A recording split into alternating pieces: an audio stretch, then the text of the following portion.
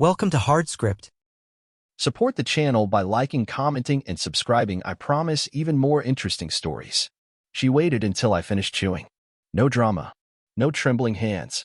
Just that same dry chicken she always made when she wanted credit for effort, but none of the effort itself. Then came the envelope. She slid it across the table like it was a bill, smooth, rehearsed, almost graceful. I didn't touch it at first. She sat back in her chair, arms loosely crossed. I steady. Not nervous. Not sad. Just composed. That was the part that said everything. She didn't wear the face of someone broken or conflicted. She wore the face of someone who'd already made the decision and was only waiting for you to react badly so they could tell themselves they were right. I want a divorce, she said. 3 words. Not a single one cracked. No build-up. No reasons. Just a sentence dropped like a brick between us. I looked at the envelope. Unsealed. She wanted me to open it. So I did. Clean documents. Typed out in crisp legal language. Her name on every page first, of course. Nothing greedy. Just surgical. Efficient. She had help. Maybe a friend. Probably a lawyer. Definitely someone who told her how to make it look fair. I stood up. Walked to the dining hotch. Pulled out the pen we used to pay bills together. Left-handed strokes. No hesitation. No emotion. I signed every blank space. When I was done, I slid the folder back across the table. That's when it happened. Not a tear.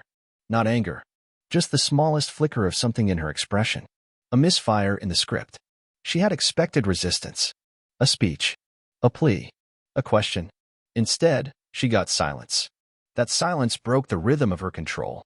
Because people like her, people who play emotional chess, they depend on reaction. Push, wait, provoke, justify. I didn't give her any of it. Just stood, grabbed my jacket, and said one sentence. I'll be out for a while. Her shoulders twitched. Not visibly, but enough. Like she wasn't sure anymore if she was ahead of the story or about to be written out of it. I stepped out into the night. Cold air met me like an old friend, sharp, honest. No pretense. No mask. As I walked through the quiet, well-groomed streets, something in me didn't shatter, it clicked. Like a code being cracked in reverse. She thought I'd fall apart. She thought I'd beg. She thought she was the one leaving. But the truth? I left a long time ago. She just finally noticed. 2 days passed. No calls. No texts. Not even a passive-aggressive quote posted to her story. I knew her patterns. I'd seen her storm out of rooms before, waiting for me to follow, to ask, to fix. Only this time, I didn't follow. I didn't even turn around. I stayed at a short-term rental. One of those cookie-cutter furnished apartments designed for people in transition. A mattress with no history. A table that hadn't heard arguments. It was sterile. Temporary. Perfect. The first night, I slept harder than I had in months. She had expected collapse. Tears. Confusion. A dramatic late-night drive back with flowers and apologies. Instead, she got silence.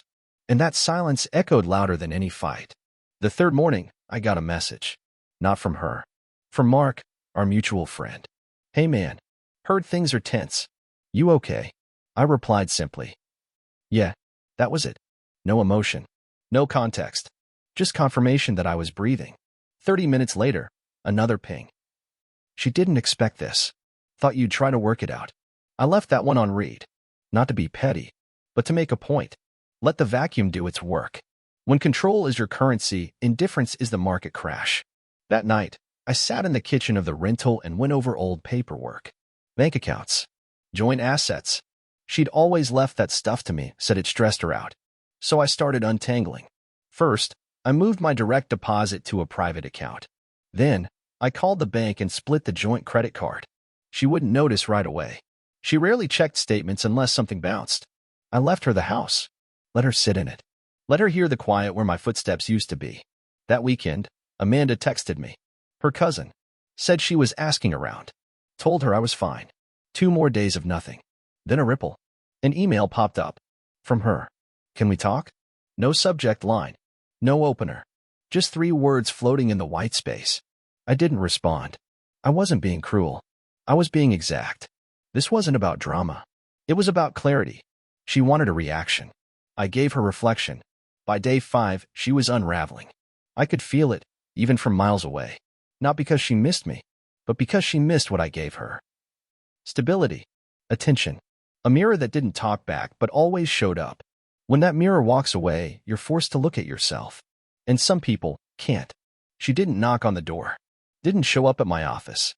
Not yet. But the signs were starting to bleed through. Mutual friends pulling back. Her name popping up in group chats I didn't even realize she still watched. All those little pulses of attention she used to bathe in flickering. She still hadn't heard from me. Not a call. Not a reply. Not a breadcrumb. And it was getting to her. I could feel it. Not in words. In silence. That's the thing about control. It's loud when it works, but deafening when it fails. By the end of the first week, I had boxed up the rest of my things. Everything I left behind wasn't mine anymore anyway. The framed photos. The souvenirs from trips that felt real at the time. I didn't want them. They belonged to a version of me I wasn't carrying forward. I sent a single message to the moving company. Box. Store. Do not deliver yet.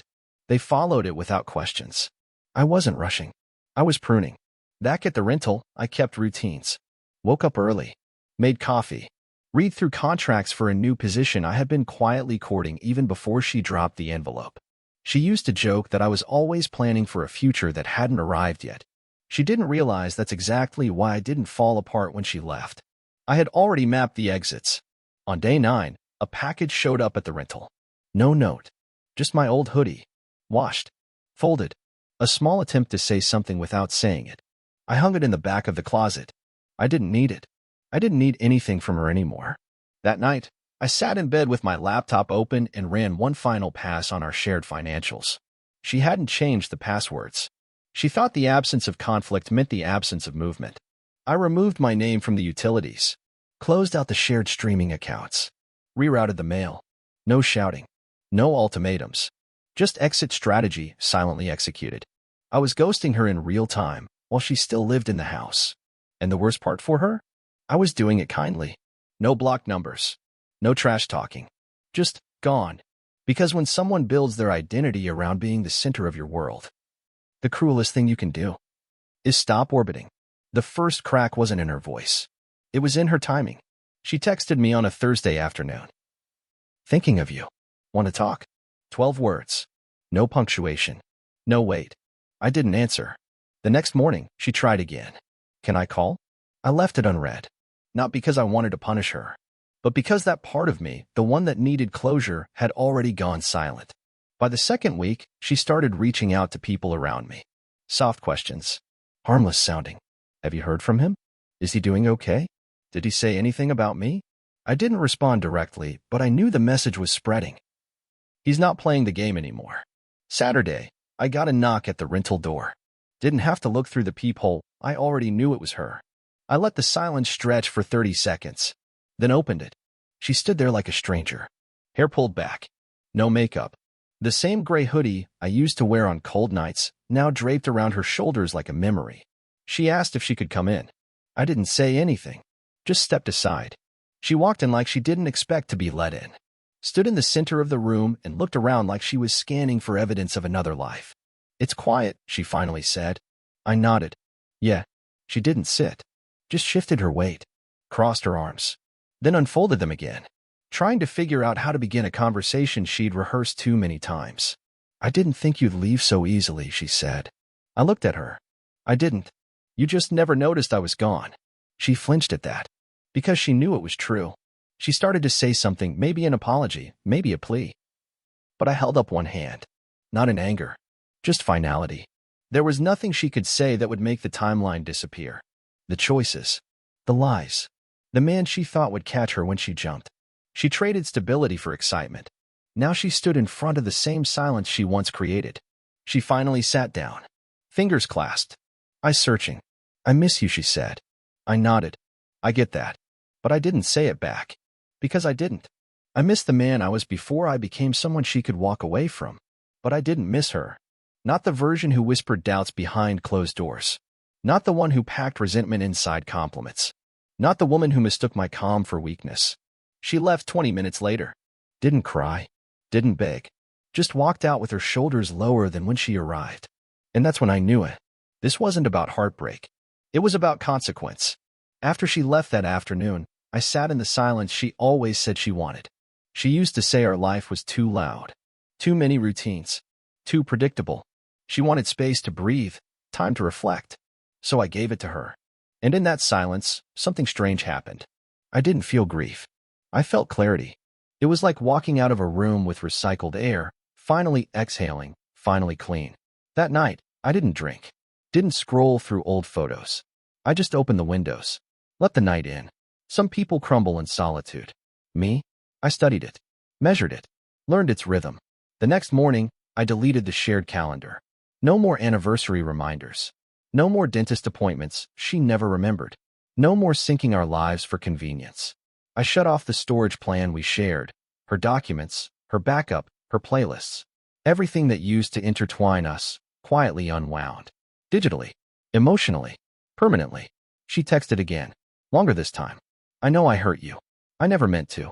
I thought I wanted something else, but I didn't realize how much I'd already had. Can we talk? No punctuation. Just desperation. Still, I didn't respond. Because she didn't want to talk. She wanted to be forgiven without sitting in the fire. Forgiveness isn't a door you knock on when it suits you. It's a lock that only opens from within, and I wasn't even holding the key anymore. I started packing what little I brought to the rental. Not because I was going back. Because I was going forward. A new address was waiting. Closer to the job I'd lined up before the papers were even signed. I kept it quiet. Strategic. She always assumed I'd stay close, stay small, stay easy to access. But I'd already learned how to vanish in plain sight. By the end of the week, I had everything in motion. The bank accounts? Split. The business ties? Dissolved. Even the group chat with mutual friends? Gone. I wasn't trying to erase her. I was just choosing peace over performance. One night, just before leaving the rental for good, I reread her last message. Still unread on the screen. I didn't delete it. I didn't block her either. I let it sit. Because some messages aren't meant to be answered. They're meant to echo.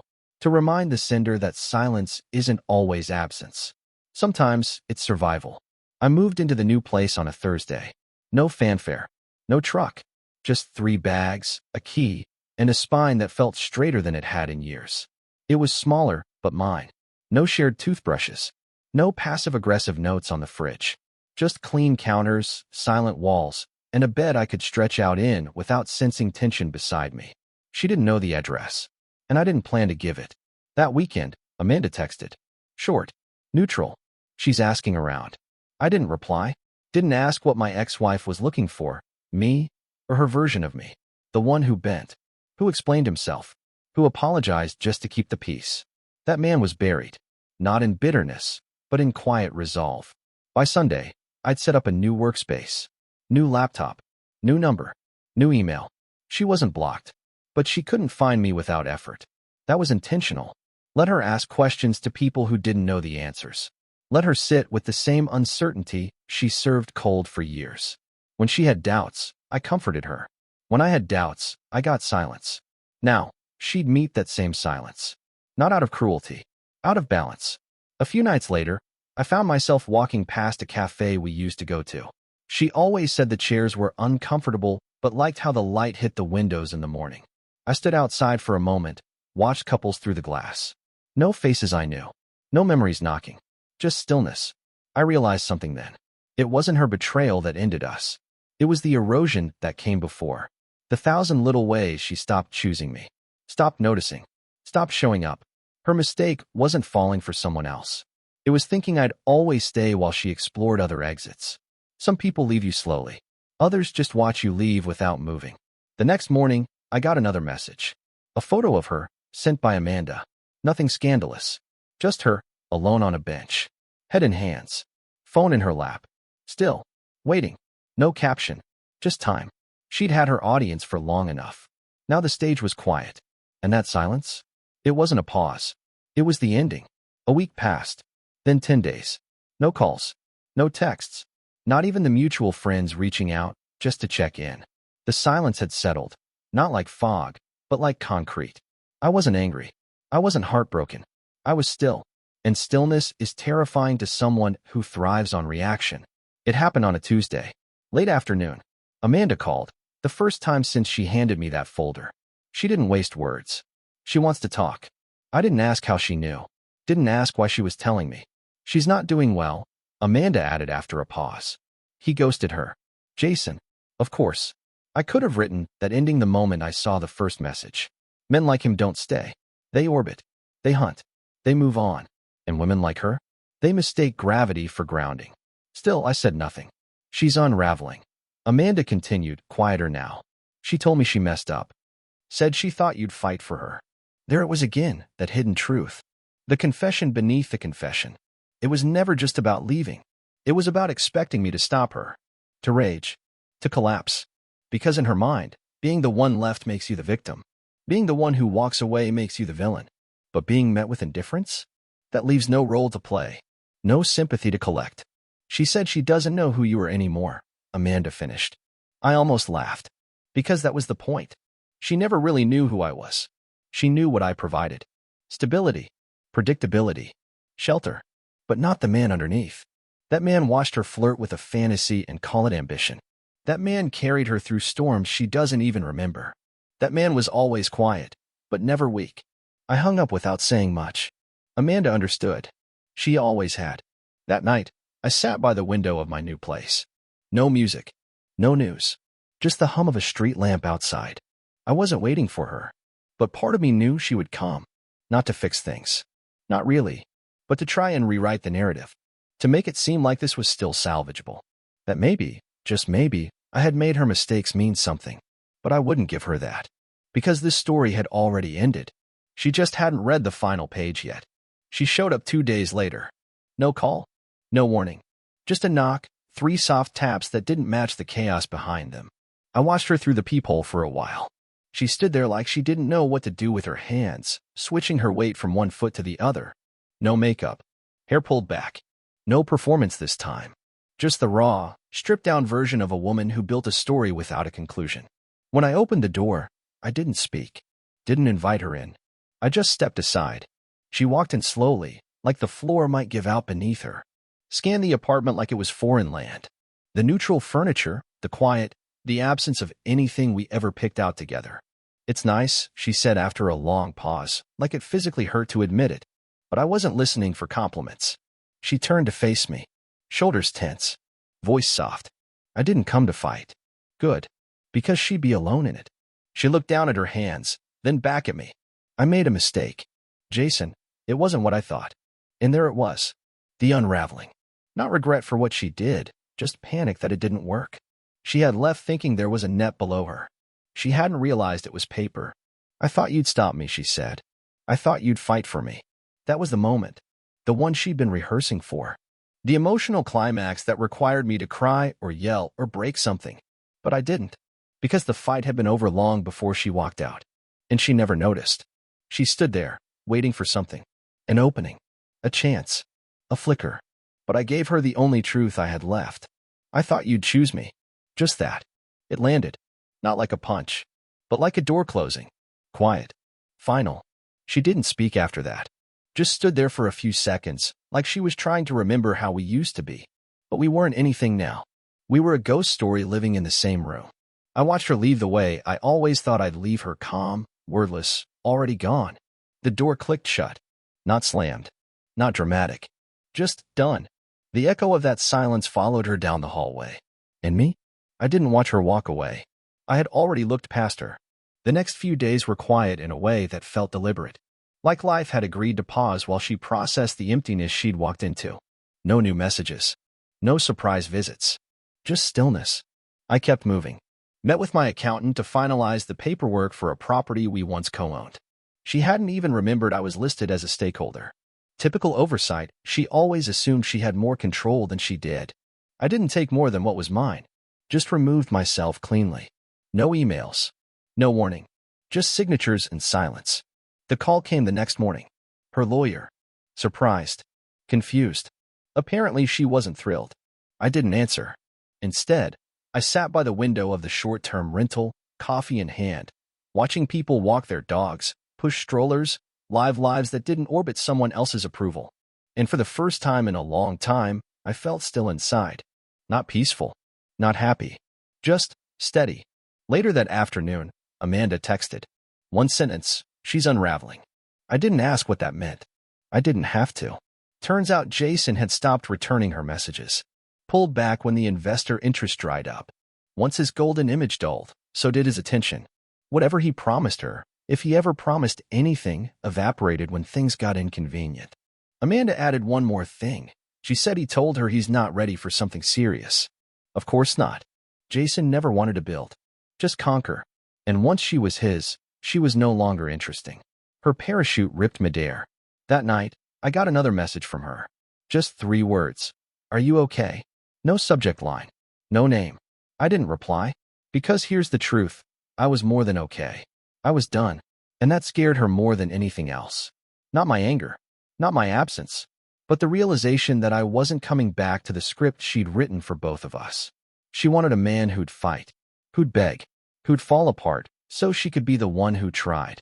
Instead, she got a man who left the room before the fire even started. A man who stopped playing roles and started living in silence. That's the part she never prepared for. The version of me who walks away without turning around. I moved out of the rental on a Tuesday morning. No drama. No boxes. Just 2 duffel bags and a contract for a new apartment in a city 2 hours away. Different skyline. Different noise. Same sky, but it felt less suffocating. I didn't tell her I was leaving. She didn't ask. Amanda was the only one who knew. When I texted her that I was gone, she replied with one word. Good. No punctuation. No question. Just understanding. That's how endings should feel. Clean, without echoes. 2 days after the move, another message came through. Her name lit up my screen for the first time in weeks. No subject. Just a sentence. Can we talk? I let it sit. Not unread. Not deleted. Just there, like a voicemail from the past that didn't deserve playback. I didn't open it until the next evening. By then, the city outside my window had swallowed my old life. The streets buzzed with people who didn't know me. My story wasn't printed on the walls here. No reminders. No footprints. Just forward motion. That's when I realized. Healing doesn't come from confrontation. It comes from distance. From choosing not to pick up the rope when someone hands you a tug of war. The next week, her name popped up again. I miss you. Then again. I made a mistake. Then nothing. Like even her words got tired of chasing a man who'd stopped existing in her world. I wasn't angry anymore. That had burned out weeks ago. But I wasn't nostalgic either. What I felt was still.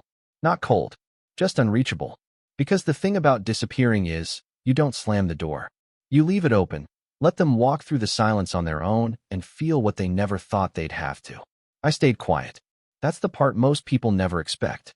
The punishment isn't shouting. It's absence. The final chapter isn't chaos. It's clarity. No grand speeches. No scenes. Just the soft click of a door that won't be opened again. She lives in that house now. Technically. But she's just a guest in the life we once built. And I became the shadow she now measures every morning against. Not because I'm still there, but because she finally noticed what vanished. I didn't leave her. I erased myself. Silently. Cleanly. Completely. That's how men like me go. Not with noise, but with nothing left behind to hold on to. Been through it.